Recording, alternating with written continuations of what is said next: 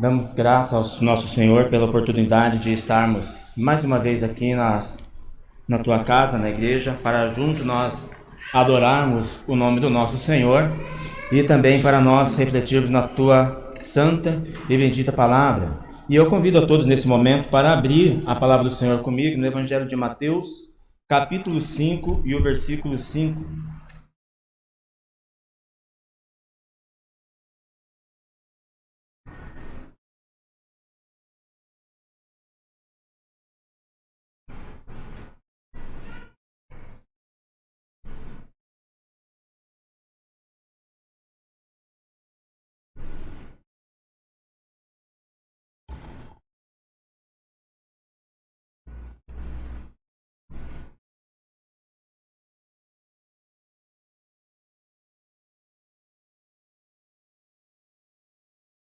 Evangelho de Mateus, capítulo 5 e o versículo 5. O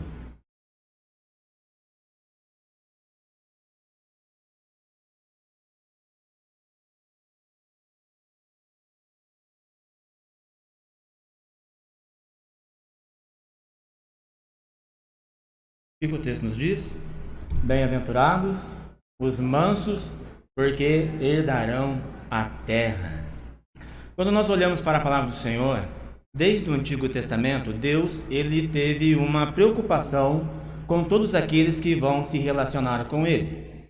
Nós percebemos que o nosso Senhor, Ele deu todas as orientações para que os seus filhos, todos aqueles que estão envolvidos, que participam do teu povo, Ele deu orientações para que assim então cada um pudesse se comportar de maneira que agradasse a Ele, como também pudesse viver bem com o seu próximo. Nós vemos isso desde os tempos antigos.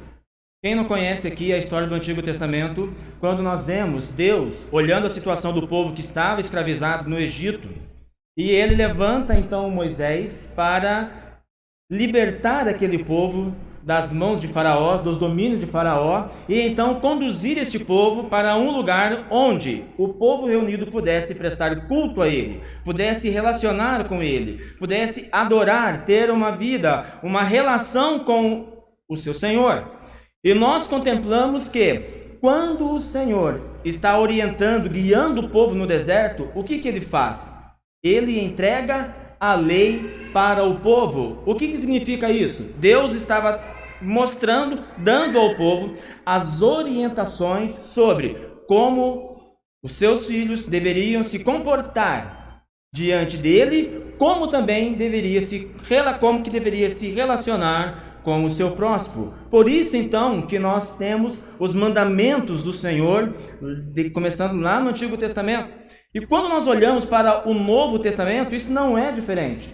Nós vemos aqui que o capítulo 5 até o capítulo 7 do Evangelho de Mateus, ele tem a sua importância, porque ele é uma parte da Bíblia que trata com ênfase sobre as questões éticas do ser humano. Nós percebemos que nesses três capítulos 5, 6 e 7, o Senhor Jesus, ele não cancela nada daquilo que Deus revelou para o teu povo.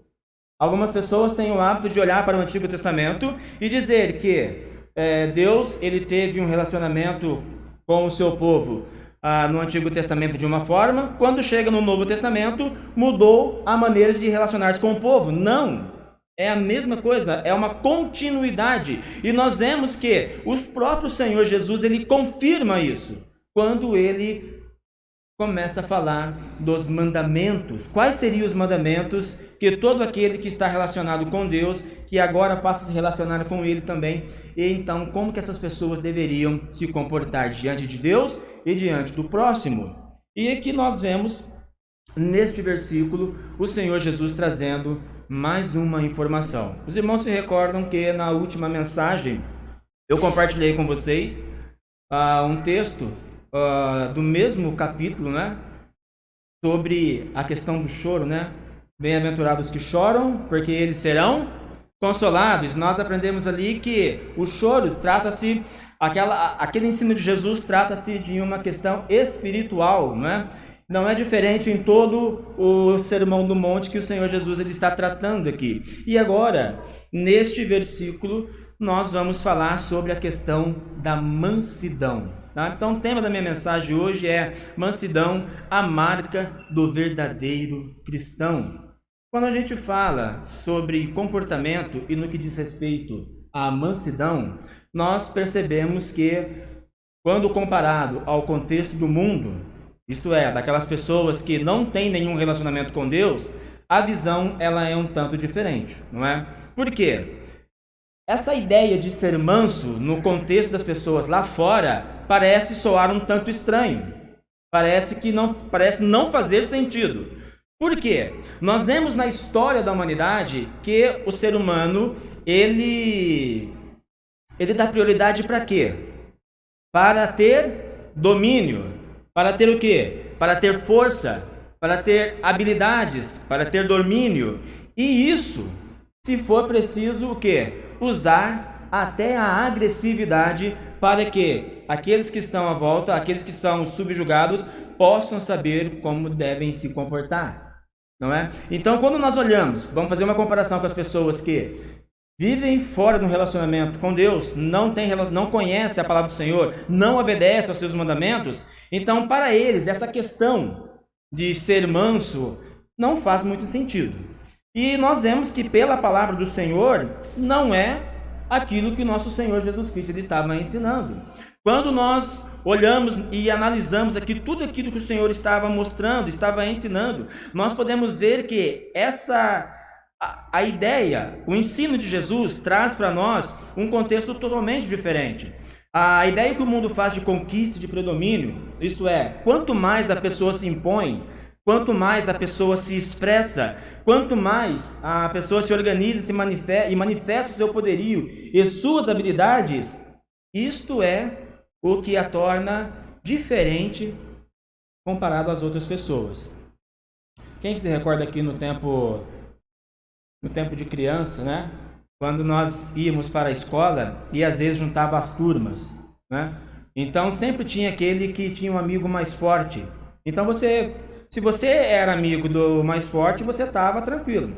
Você estava bem na fita.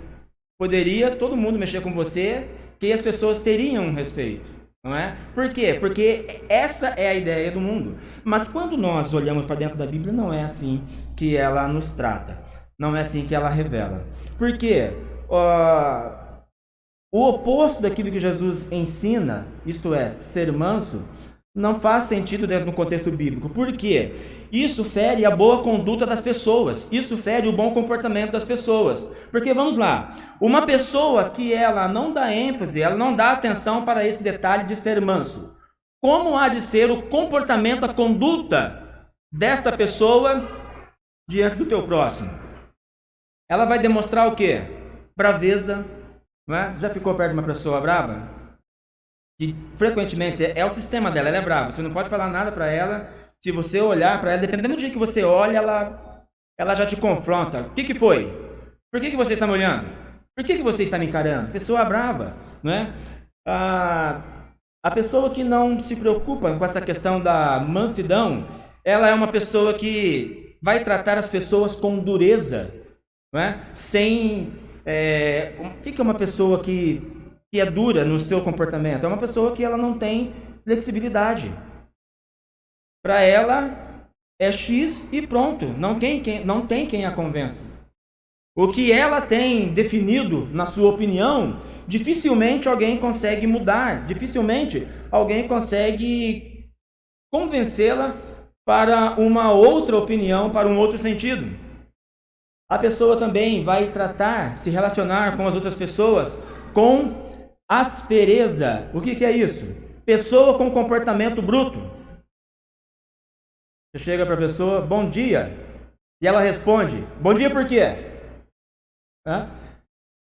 Bom dia por quê? O dia não está bom hoje, o dia está cinzento, o dia está nublado, o dia está estranho. Não é? E você começa a perceber então que esse comportamento ele é um tanto tóxico para o relacionamento. E o pior de tudo, não é? A questão da agressividade pessoa incapaz de conviver pacificamente com outras pessoas, tá? Então, quando a gente olha para o que Jesus está ensinando, faz muito sentido para nós. Vamos pegar aqui a questão da agressividade. Bom, nós temos aqui referências nos textos do Antigo Testamento que, lá na Antiguidade, pessoas demonstravam a sua força através do quê? Da agressividade. Nós vemos o Império Assírio. Por que o Império Assírio ele era diferenciado na sua época? Por causa da sua agressividade, por causa da maneira como ele lidava com os seus subjugados. Nós vemos isso acontecendo também no período do Novo Testamento, com o Império Romano. Por que as pessoas tinham temor do Império Romano, dos imperadores? Por quê? Por causa da agressividade, da rigidez que eles tratavam das pessoas que eram subjugadas por eles. Nós vemos isso na questão da cruz. A cruz não foi uma prática que aconteceu somente com Cristo. Nós vemos que o ato de colocar pessoas na cruz era uma forma do Império Romano impor medo, impor respeito nas demais pessoas. Então, um malfeitor, alguém fazia algo errado, dependendo da gravidade do seu erro, condenava aquela pessoa, e aquela pessoa teria uma morte cruel na cruz, porque lá na cruz a pessoa poderia ficar horas e horas agonizando até o momento da morte. E é interessante que eles não faziam isso às escuras, faziam isso às claras, para mostrar o quê? Todo mundo que passasse via, olha lá, um malfeitor sendo penalizado. Olha, então, o que o Império Romano mostrava? Se sair da linha, vai acontecer a mesma coisa. Então eles usavam a agressividade para demonstrar a sua força, para demonstrar o seu poder. Agora vamos analisar o que Jesus ele traz de lição para nós neste versículo, neste texto. Quando nós analisamos aqui então o ensino de Jesus, os evangelhos, nós percebemos aqui que Mateus ele escreve especificamente para os judeus. Irmãos, uma lembrança aqui. Os evangelhos sinóticos, isto é, Mateus, Marcos e Lucas. O que é um evangelho sinótico? Aquele que tem o mesmo ponto de vista. Vocês se recordam muito bem que algumas curas tem no evangelho de Mateus, de Marcos e de Lucas. Não é? Porque eles são semelhantes em vários aspectos. E o que nos traz de informação? Que cada um deles, apesar das suas semelhanças, eles têm um destino específico e um público específico. Marcos escreve para quem o seu evangelho? Especificamente para os romanos. É claro que alcançando também judeus e gentios. Lucas escreve o seu evangelho para quem? Especificamente para gentios. O que são gentios? Pessoas que não faziam parte, pessoas que não eram judeus de nascença. E agora, Mateus ele escreve os seus evangelhos especificamente para os judeus. E por que Mateus ele tem essa preocupação? Pelo menos por duas razões. Os judeus entretinham ideias materialistas do reino messiânico. Qual que era a ideia da vinda do Messias no consentimento judaico? Nós estamos aqui subjugados pelo Império Romano, no entanto, temos a promessa do Messias, do libertador, aquele que irá subjugar os povos, aquele que irá subjugar esses grupos, aquele que dominará todo o mundo, e assim então nós participaremos do reino de Deus. Então, a ideia do povo judeu, qual que era? Era extremamente materialista. Por isso, então, que eles tiveram uma certa ou uma grande dificuldade, não é? Com o nosso Senhor Jesus Cristo. Por quê? Quando chegaram para Natanael, falaram, olha, Natanael, Filipe chegando para Natanael, nós encontramos o Messias, aquele que falou Moisés. E Natanael ficou todo entusiasmado, falou, nossa, é mesmo? Encontraram ele? Na onde? Onde que ele vive? De onde que ele vem? Ele lá da região da Galileia, de Nazaré. Sabe qual que foi a reação de Natanael? De espanto. Quando você vai lá para João capítulo 1, versículo 46, sabe qual que foi a resposta de Natanael? Por acaso, pode vir alguma coisa boa de lá? Por acaso, pode vir alguma coisa boa de lá? Você tem certeza? O Messias veio de lá mesmo? Ele mora lá, ele é daquela região? Então a gente já começa a ver que os próprios discípulos começam a ficar um pouco, não totalmente inseguros, mas eles começam a levantar questões, a fazer perguntas, a buscar alguns esclarecimentos. Segundo, os judeus, eles entretinham ideias militares de reino. Qual que era a expectativa para um judeu sobre a questão de reino de domínio? Qual que era? Que esse Messias viria com um exército muito poderoso, correto? Viesse então, subjugasse o imperador romano, o império romano. Aí assim então o reino de Deus seria implantado. Porque era assim, porque foi assim que aconteceu nos reinos anteriores. Né? Nós temos lá o período do Império Egípcio. Depois nós vemos ali que a Síria torna-se uma potência e ela então vence o Império Egípcio, e agora a Síria ela passa a dominar o mundo. Depois da Síria vem o Império Babilônico. Depois do Império Babilônico vem o Império Medo-Persa. Depois do Império Medo-Persa vem o Império Grego. Depois do Império Grego vem o período interbíblico. E depois do período interbíblico vemos então o Império Romano. O que os judeus esperavam? O Messias vai vir. Ele virá.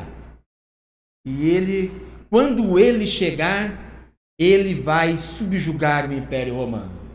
Aí qual que era a expectativa então? Um grande exército no domínio do Messias. Vamos olhar para Jesus. Como que Jesus entra em Jerusalém? Mateus capítulo 21. Montado num jumentinho. E as pessoas gritando o quê? Hosana, bendito é aquele que vem em nome do Senhor. Qual que era a reação dos judeus? Mas espera lá. Montado num jumentinho? Ele que é o rei dos judeus, ele que é o nosso rei, ele que é o nosso Messias, não está fazendo sentido isso para nós. Então a gente vê que Jesus, ele mostrou uma outra realidade para o seu povo. Jesus, nos seus dias, ele estava mostrando um outro aspecto, ele estava dando uma outra lição para eles. Jesus ele estava afirmando uma outra expectativa. Queria que eles se firmassem em outra expectativa.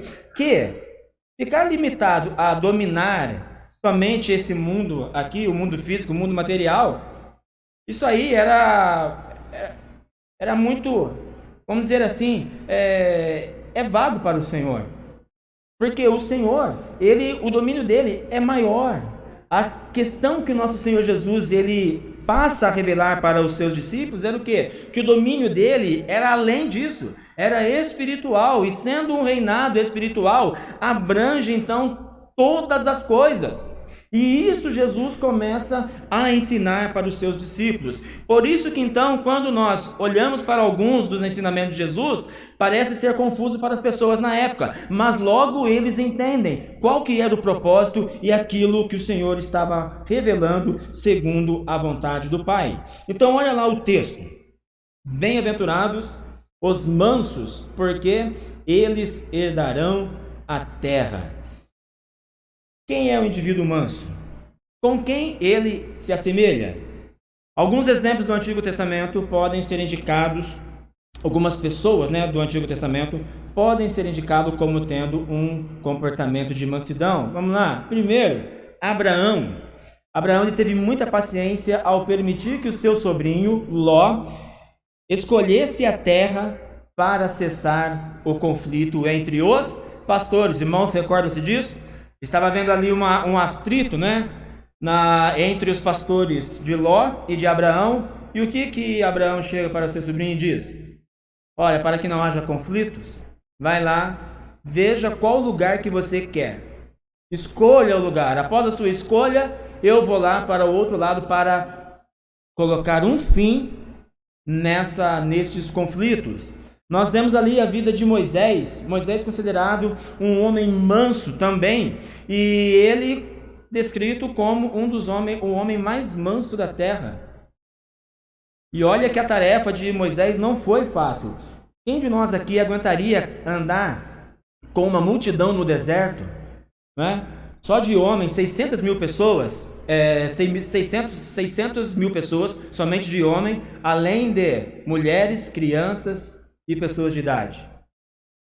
Quem que aguentaria? Moisés, e a água? Moisés, o que a gente vai comer? Moisés, já chegou? Moisés, está longe? Moisés, o caminho não é esse, o caminho é aquele. Imagina quantas pessoas reclamando na cabeça de Moisés. Às vezes, os filhos começam a teimar com a gente. Não é ruim quando começa a confrontar? Não incomoda um pouquinho? Olha, mas eu quero isso. Não, não é assim. Não, mas eu quero fazer aquilo. Não, não pode. Não, mas é assim que faz. Não. Agora você imagina, isso que o filho, que a gente tem todo um relacionamento, amor. Agora você imagina pessoas que Moisés nunca tinha visto e ele tendo que orientar. Olha, não é assim. E com toda a paciência ele fez isso. É claro que teve alguns momentos que ele teve uma reação um tanto enérgica, mas a Bíblia considera ele como um homem muito manso, por causa do contexto que ele viveu e a maneira como ele administrou toda aquela situação. Nós vemos Estevão lá no Novo Testamento, um exemplo de homem manso. Porque, irmãos, vamos ser sinceros, qual que foi a acusação contra Estevão para que as pessoas pudessem dar fim na sua vida? Só porque ele tinha um bom conhecimento do Antigo Testamento? Porque quando nós olhamos para o texto de Atos, é isso que acontece. Nós vemos que havia nele uma sabedoria tão grande que as pessoas tinham raiva, tinham ódio dele. Tinham ódio e não podiam resistir às palavras que estavam saindo da boca dele. E então levantaram ali testemunhas para conduzi-lo para um determinado lugar e então dar fim na sua vida através do apedrejamento. O que vamos falar do apóstolo Paulo? O apóstolo Paulo foi um homem manso? O que os irmãos acham? O apóstolo Paulo foi um homem manso? O apóstolo Paulo, um dia ele estava na cadeia junto com Silas, porque tinha repreendido o espírito de uma moça, e segundo esta atitude, trazia lucro para os seus senhores. Então o espírito foi embora, foi repreendido, acabou o lucro, acabou o dinheiro. O que aqueles homens fizeram? Irritados, conseguiram colocar o apóstolo Paulo na cadeia, bateram bastante nele, e depois colocaram lá no cárcere, possivelmente mãos e pés amarrados. O que o apóstolo Paulo faz? Ficou nervoso, irritado, murmurando, xingando? Não, cantando. Quem cantaria com o lombo ardendo? Quem cantaria louvores ao Senhor estando dentro de um cárcere? Qual de nós faria isso? Qual de nós faria isso? Né? E eu tento imaginar o apóstolo Paulo perguntando para Silas: Silas, lembra de algum corinho aí? Lembra de alguma música? De algum louvor? Para nós cantarmos? Não é? Eles começaram a adorar ao Senhor, mansidão. Ele não estava se importando com as dores, ele não estava se importando com o contexto, com toda a situação. Então nós vemos que, através da vida desses homens, como que eles lidaram com esta situação, como que eles viveram dessa forma, viver com mansidão. E é interessante que quando nós olhamos para Jesus ele disse uma palavra que já foi dita aqui no início do culto, não é? Mateus capítulo 11 e o versículo 28 e 29, o que Jesus Cristo disse mesmo? Vinde a mim, todos os que estáis cansados e oprimidos, e eu vos aliviarei. Aprendei de mim que sou o quê? Irritado, nervoso, põe todo mundo na linha? Não, aprendei de mim que sou manso e humilde de coração. Irmãos, vamos olhar agora para a vida do nosso Senhor Jesus Cristo. Afinal de contas, nós estamos pautando a nossa mensagem segundo o seu ensino lá no Sermão do Monte, capítulo 5 e o versículo 5. Vamos olhar para a vida de Jesus. Jesus teve paciência? Bom, vamos lá, vamos fazer uma análise sobre alguns momentos que Jesus viveu. Jesus ele sofreu perseguições boa parte do tempo que ele esteve aqui nessa terra? Teve. Irmãos, vamos ser sinceros, não irrita você ser confrontado frequentemente? Ou melhor, não é irritante quando você é confrontado, seja por qualquer razão? Às vezes você está empolgado em fazer uma coisa, você está convicto de que aquele negócio que você vai fazer vai dar certo, vai ser daquele jeito, e chega alguém para você e diz, não vai dar certo, não é para fazer assim. Isso daí, pode esquecer que não vai dar certo. Não é ruim. Ou é eu somente que fico chateado? É ruim. Como que é ruim ser confrontado? É claro que nem tudo a gente fica chateado, não é? Porque nós entendemos que quando recebemos algumas orientações é para melhor. Mas algumas vezes nós, por causa da nossa fraqueza, por causa da incredulidade, por causa da nossa natureza pecaminosa, às vezes podemos ficar um pouquinho aborrecidos. Por que ele foi falar mal? Por quê? Por que foi falar mal da mensagem?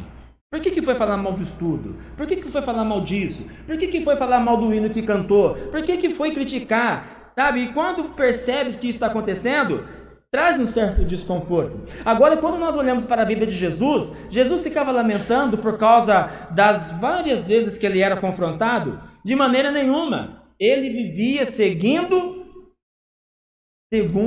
o propósito e o plano do nosso Deus. Jesus, ele sofreu escárnios. Com frequência, Jesus sofria escárnios. Qual que era um dos escárnios que Jesus sofria? Esse aí é o Messias, o filho do carpinteiro. O que é o escárnio, não é? Uma zombaria. Não é ruim isso? Ele é o filho do carpinteiro, é o Messias. É o Messias. Ele é o morador de Nazaré. Esse aí é o morador de Nazaré. Esse aí é aquele que vive rodeado de pobres e pecadores. Esse aí é o Messias. Então, Jesus, ele era apontado com uma certa frequência. E qual que era a reação de Jesus? O que ele fazia quando ele sofria escárnio? Nada. O que Jesus fazia quando ele sofria algum tipo de perseguição em palavras ou em gestos? Qual que era a reação dele? Ele não fazia nada. Jesus, por várias vezes, ele sofreu com sarcasmo, com a ironia. Quer ver um exemplo? Quando os judeus chegavam para Jesus e diziam, mestre, o que o senhor acha disso? Como no caso da mulher adúltera, não é? Como em outras situações, mestre, a situação é essa. O que o senhor manda? Como que o senhor nos orienta? Isso aí era uma ironia, isso daí era sarcasmo. E Jesus poderia muito bem dar uma palavra dura, ou então agir com uma certa dureza e rigidez. Mas o que o Senhor Jesus fazia? Nada. Ele não fazia nada. Quando eu digo nada, isto é ele se impor, se exaltar, se engrandecer com aquelas pessoas que estavam apresentando um tratamento indevido para com ele. Jesus, por diversas vezes, ele foi menosprezado. Isso aí é só nós analisarmos a vida no nosso Senhor Jesus. E aí pergunto para os irmãos, qual que foi a reação dele? Nada. Ele não se exaltava. Agora, vamos olhar para a minha vida e para a tua vida. Por muito menos, de tudo isso que eu citei aqui da vida de Jesus, por muito menos, nós já perdemos a paciência com o nosso próximo. Por muito menos, já discutimos com pessoas. Por muito menos, nós já ofendemos pessoas. Por muito menos, nós falamos palavras torpes, pesadas contra o nosso próximo por causa da maneira que ele nos confrontou.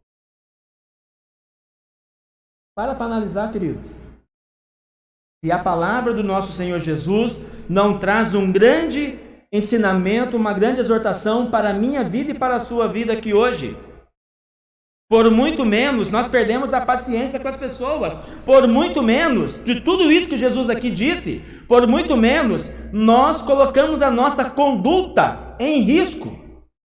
No trabalho, na família, no relacionamento com o pai, com a mãe, no relacionamento entre a esposa, no relacionamento entre parentes, no relacionamento entre amigos. Quantas pessoas não perderam a amizade no período da política? Quantas pessoas não perderam a amizade por causa de Lula, por causa de Bolsonaro e não conversam até hoje?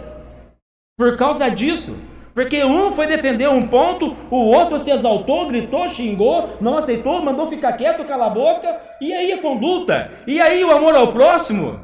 Onde ficou? Irmãos, começam a analisar agora a importância de ver aquilo que Jesus nos ensina. Ser manso. Porque, queridos, quer ver se você é manso de fato? Não é na hora que está tudo legal. Não é na hora que está tudo bem. A pessoa vem dar um abraço para você e diz, ó, eu te amo. Maravilha.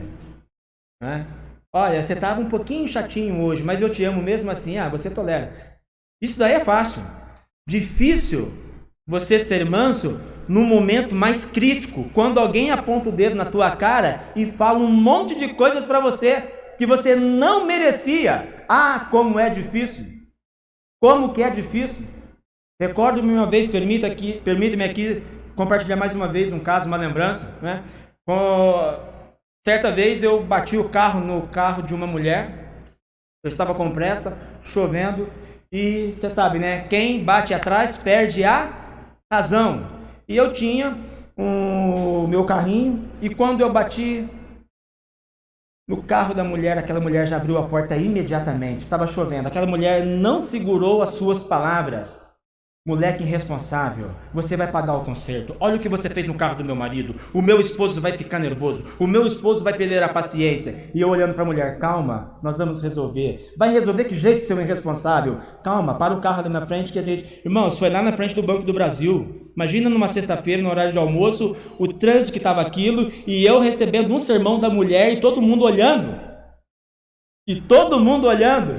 E eu falava, dona, fica calma. Para o carro ali na frente, nós vamos conversar. Vamos conversar nada, seu sem vergonha. Você vai fugir, você vai aproveitar e vai fugir. Falei, dona, eu não vou fugir. Fica calma. Irmãos, aquela mulher com muito custo entrou no carro e foi. Aí quando ela desceu novamente, eu falei, olha, tem um funileiro em tal lugar, vai lá e eu vou atrás de você. E a gente vai conversar lá para acertar o conserto. Aquela mulher disse, seu safado sem vergonha, você vai fugir. A hora de virar a esquina, você vai fugir de mim e eu não vou conseguir correr atrás de você. Falei, dona, confia. Olha, irmãos, se não é o Espírito Santo de Deus para ajudar, porque a questão da mansidão é uma obra do Espírito Santo, não é? É isso que está lá em Gálatas. Gálatas capítulo 5. O que Paulo diz? Deixem as obras da carne e façam o quê? Busquem as obras do Espírito Santo. E quais são as coisas que estão listadas ali?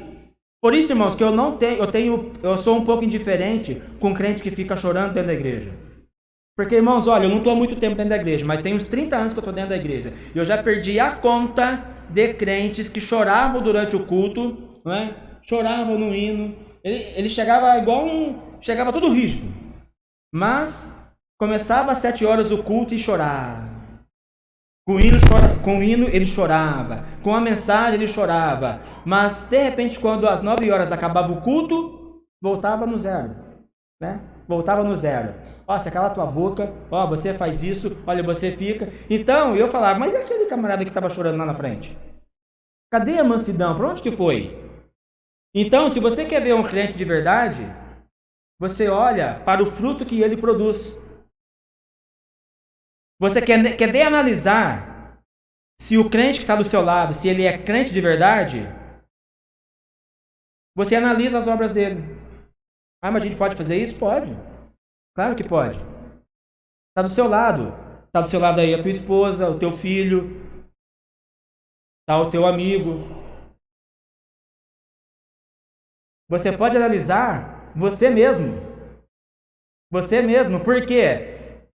Gálatas capítulo 5, versículo 23 vai estar escrito assim, que na listagem que o apóstolo Paulo cita lá no dom do Espírito, amor, paciência, longanimidade, benignidade, está o que lá? Mansidão. Então, escuta, se você já fez uma análise da tua vida e você percebeu que você não é manso, que você com frequência critica, Com frequência você fala mal de alguém. Com frequência você ignora alguma outra pessoa, sem essa pessoa fazer nada para você. Querido, você precisa buscar o Espírito Santo de Deus na sua vida. Porque o apóstolo Paulo, ele termina o seu ensino dizendo que tais pessoas que não buscam o Espírito Santo, mas dedicam-se a praticar as obras da carne, não herdarão o reino dos céus. Então isso aí é muito sério. Isto é muito sério. Então olha quanta coisa importante que Jesus mostra para nós neste pequeno ato. Ser manso. Qual a importância de ser manso? E vamos continuar, queridos, olhando para a vida do nosso Senhor Jesus Cristo. Vamos tomar o exemplo dele em várias situações que o Senhor Jesus poderia ter se exaltado, mas ele não fez nada. Mateus capítulo 26, versículo 47. Se você está aí com a sua Bíblia ainda aberta, vá lá no texto. Mateus capítulo 26, o versículo 47.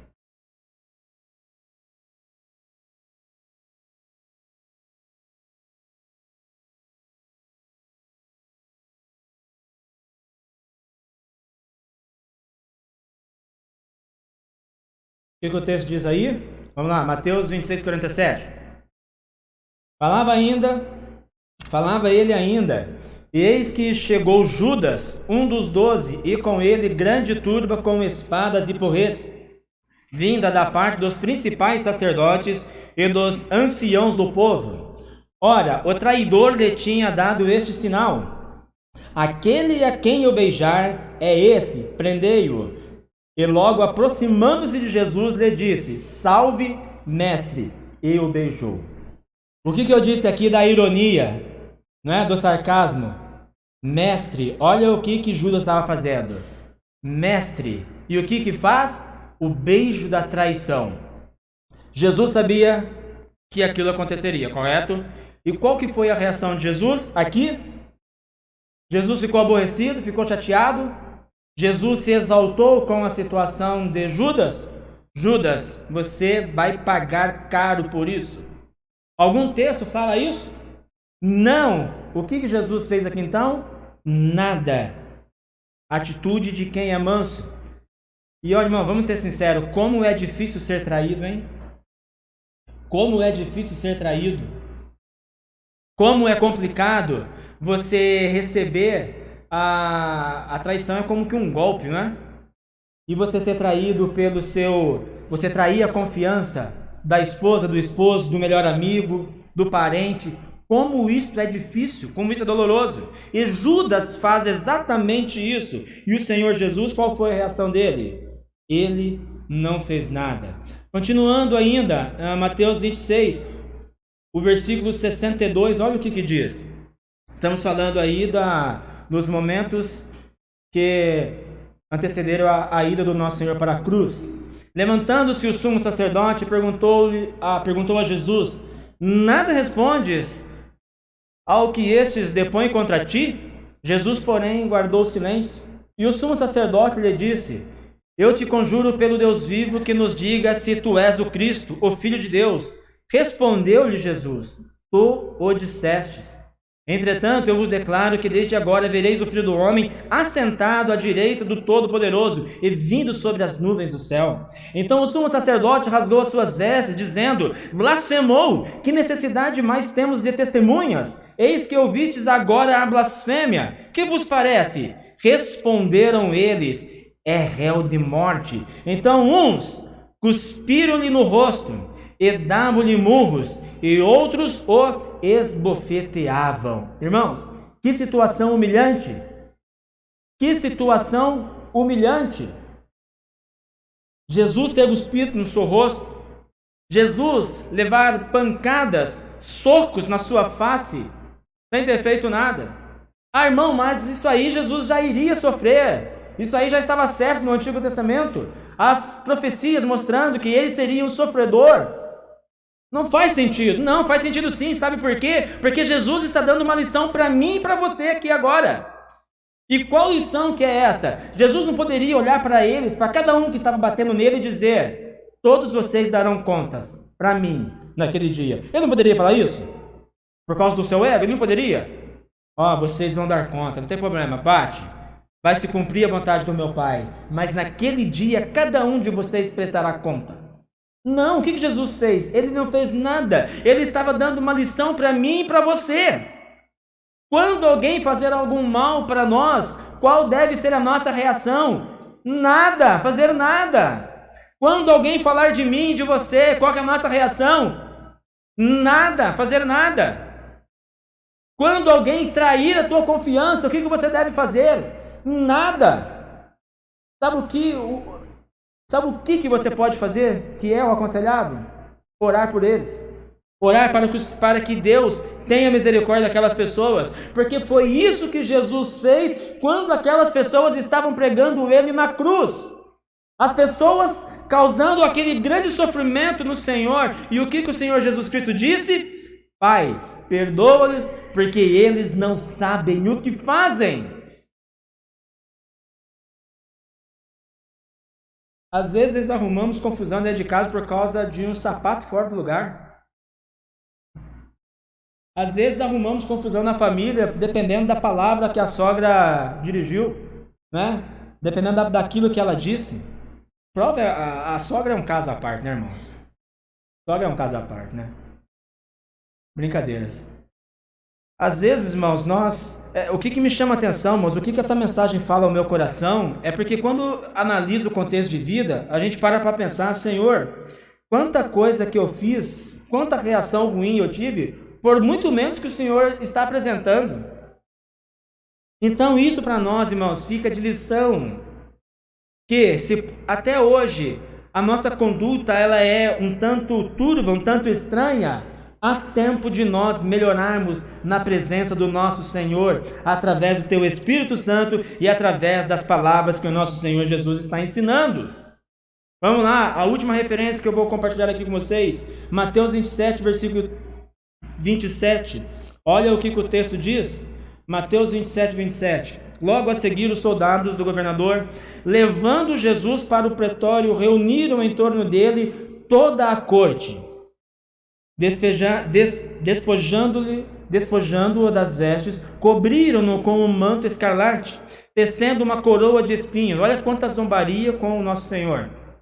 Puseram-lhe na cabeça e na mão direita um caniço, e ajoelhando-se diante dele, o escarneciam, dizendo: Salve, Rei dos Judeus! E cuspindo nele, tomaram o caniço e davam-lhe com ele na sua cabeça. Pergunto mais uma vez: o que Jesus fez? Qual foi a reação de Jesus diante de toda essa situação? Ele não fez nada. Ele suportou todos os insultos, ele suportou todas as zombarias, ele suportou tudo isso para dar o grande exemplo para a minha vida e para a sua vida. Com isso, então, queridos, nós temos aqui algumas lições, para a nossa vida. Primeiro, a mansidão é compatível com grande força de caráter. A mansidão, ela é compatível com a grande força de caráter. No contexto aqui do ensino de Jesus, o manso, o humilde, aquele que fica quieto, aquele que não revida, esse é que é o forte. Esse é que é o forte. Lá no contexto do mundo é diferente, não é? Lá no contexto do mundo é diferente. Aquele que consegue se impor, ele leva vantagem. Recordo-me uma vez que eu fui assistir o Corinthians, na época era o Pacaembu ainda, e eu já detestava o Corinthians naquela época. Aos 14, 15 anos eu até tinha uma certa afeição, mas depois já não gostava tanto dele, tá? É uma provocação para quem é corintiano aqui hoje, né? Com certeza. E para minha tristeza, eu tive que colocar a camisa do Corinthians, porque eu ia estar com 4 corintianos e na torcida do Corinthians. E o pior de tudo, que eu tive que comemorar o gol quando fizeram o gol, não é? E por que eu tive essa reação? Eu poderia muito bem ficar quieto, mas eu decidi fazer-me corintiano naquele dia, porque simplesmente eu olhei a reação dos camaradas que eu não conhecia que estava do meu lado. Um rapaz, me recordo aqui, né, que um rapaz virou, cantem! Dando ordem. Lá embaixo, lá, vocês têm que cantar, vocês têm que vibrar. E eu pensando, né, não fui louco de dizer, eu só pensei, quem que ele imagina que ele é? Para me obrigar a cantar. Mas quando o camarada desse tamanho, com toda aquela energia mandando eu cantar, cantei até o hino do Corinthians inteirinho ali e vibrei. Não iria confrontar de jeito maneira. De jeito nenhum eu iria confrontar. Por quê? Porque à volta tinha pessoas se impondo, não é? E aí alguém pode olhar, olha, quem se impõe, quem tem a força, domina. No contexto do mundo, no contexto do ensino de Jesus, aquele que resiste é que é forte. Então, querido, resista todas as provocações da sua vida. Às vezes você fica lamentando na sua casa, na sua cama. Eu fui ofendido e eu não tive coragem de falar nada. Glória a Deus por isso. Você foi forte. Você não se impôs, você não revidou contra uma ofensa, contra uma atitude que acabou chateando, estragando o seu dia, trazendo todo o incômodo ao seu coração. E você fica lamentando, olha, eu sou um zero à esquerda mesmo. Não! Você é forte, continue assim, permaneça assim, porque é nesta maneira que você está agradando a vontade do nosso Senhor Jesus. Não revidar, não confrontar, é o que a palavra do Senhor nos ensina, é o que Jesus nos ensina. Quando nós olhamos para a vida do apóstolo Paulo, ainda pegando alguns exemplos da vida dele, né? Sabemos muito bem que o apóstolo Paulo sofreu demais. Não é? Paulo sofreu muito. Chegou um momento da vida que ele narra isso, né? Na sua carta, 2 Coríntios capítulo 11, versículo 23, ele compartilhando alguns detalhes do seu sofrimento. O que ele coloca ali? Olha, fiquei em prisões, eu sofri naufrágio, eu vivi várias vezes em perigo de morte, e tudo isso em que contexto? Evangelizando, pregando o evangelho de Cristo. Olha quanta coisa ele sofreu, ensinando a palavra do Senhor. Eu fui 3 vezes fustigado com varas. Quem aqui tem mais idade vai se lembrar, né? Como que era ruim apanhar de vara, né? Quando o pai e a mãe pegava aquela varinha e falava, vou dar um jeito no seu menino. Ia lá na árvore, pegava um galinho verdinho, puxava as folhas e vinha, irmão, como aquilo ardia. O apóstolo Paulo apanhou 3 vezes, por causa do quê? Quando eu e você fazia arte, não sei se alguém aqui era bagunçento quanto eu era, mas quando a gente apanhava tinha motivo, não é? O pai estava corrigindo, mas e Paulo? Você vai apanhar porque você está falando de Jesus. Ele não tinha razão para ficar irritado, irmãos, como tinha, mas o que ele fez? Nada. Ele não fez nada. Uma vez eu fui apedrejado, sofri naufrágio 3 vezes, passei na voragem do mar, em jornadas muitas vezes, em rios, em perigos, em várias situações o apóstolo Paulo sofreu confrontos por causa da incredulidade do coração das pessoas e ele não fez nada. Querido, se você é daquele tipo de pessoa que, olha, se responder comigo não adianta, eu sou 880, falou comigo áspero, leva na hora. Lembre-se da palavra do Senhor. Lembre-se do que Jesus está ensinando para mim e para você aqui hoje. O que ele está trazendo de reflexão para nós. Segunda lição, queridos, que eu quero compartilhar com vocês aqui hoje. A mansidão necessariamente expressa-se através de toda a nossa postura e conduta em relação ao próximo. Tá? Então vamos lá. O que Jesus ensina? Não revidar. E a consequência disso o que é? Ela vai refletir alguma coisa no nosso próximo. Quando Jesus estava sendo preso, quem que teve uma reação ali inesperada? O apóstolo Pedro. Ele pega ali um instrumento e ele corta a orelha de Malco, né, o soldado. E o que Jesus Cristo disse? Não, Pedro. Não precisa reagir assim. Não precisa reagir assim. E o que Jesus faz? Vai lá e cura aquele soldado. Cura aquele rapaz. Olha como que a nossa postura reflete na vida do nosso próximo. Tenta imaginar o que se passou pela cabeça daquele soldado. Porque ele estava lá para prender Jesus como malfeitor. E de repente um dos seus discípulos aplica um golpe sobre a vida dele. E o próprio Jesus vai lá e cura ele. Imagina o que se passou para a cabeça daquele homem. O que eu e você aprendemos aqui? Que dependendo da reação das pessoas contra a nossa vida, dependendo do comportamento dela, a nossa reação vai fazer ela refletir. O que a pessoa fazer para mim e para você, dependendo da maneira que você reagir, aquela pessoa vai levantar uma reflexão sobre a minha vida e sobre a sua vida. Aí pergunto, você vai reagir mal? Então a reflexão será ruim. Se você reagir bem, isto é, demonstrando amor, paciência e mansidão, aquela pessoa vai ficar pensativa. Aquele lá de fato é um cristão verdadeiro. Os irmãos estão conseguindo entender a importância daquilo que Jesus está ensinando para mim e para você? Por último, terceira lição aqui, já estou encaminhando para o final. O indivíduo manso não se orgulha de si mesmo, ele não é exaltado. Qual que é uma outra característica do manso? Ele não se vangloria a seu próprio respeito sobre hipótese alguma. Ele não faz exigências quanto à sua posição, quanto aos seus privilégios. Ele é uma pessoa humilde, ele é uma pessoa simples. As suas possessões e a sua situação na vida, não é? Cristo, vamos olhar para o exemplo de Cristo. Ele não asseverou o direito de igualdade com Deus. Olha, ele não asseverou em nenhum momento ele fez isso. E olha que interessante o que o apóstolo Paulo ensina em Filipenses capítulo 2, versículos 5 até o 8. Tendo em vós mesmos o sentimento que houve também em Cristo Jesus, pois ele, subsistindo em forma de Deus, não julgou com usurpação o ser igual a Deus. Antes, a si mesmo se esvaziou, assumindo a forma de servo, tornando-se em semelhança de homens, e conhecido em figura humana, a si mesmo se humilhou, tornando-se obediente até a morte e a morte de cruz.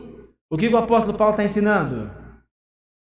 Ele está mostrando aos seus ouvintes que da mesma maneira que o Senhor Jesus foi humilde, foi simples nos seus atos, foi simples nas suas atitudes e nas suas reações, eu e você devemos agir da mesma maneira, sem exaltação, sem se impor, não é? Mostrando ali então a nossa conduta.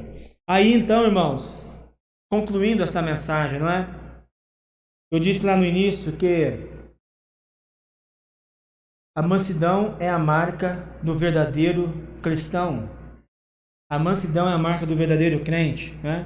E Jesus diz assim, que os mansos herdarão a terra.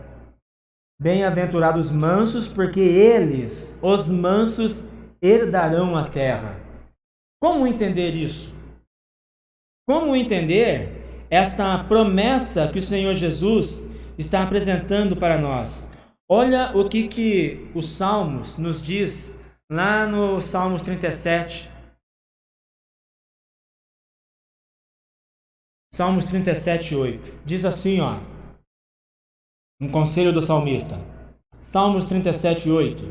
Deixa a ira, abandona o furor. Não te impacientes, certamente isso acabará mal. Porque os malfeitores serão exterminados, mas os que esperam no Senhor possuirão a terra.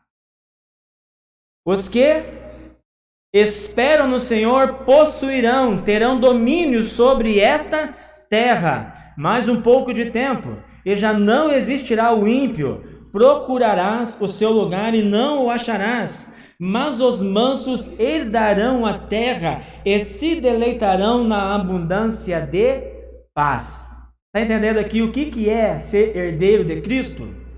O que é ser herdeiro do nosso Senhor? Receber como herança toda esta terra é viver momentos de paz, gozar daquilo que o Senhor tem de melhor para mim e para você. E isso é confirmado na palavra do nosso Senhor Jesus, lá no Evangelho de Mateus capítulo 6, versículo 33.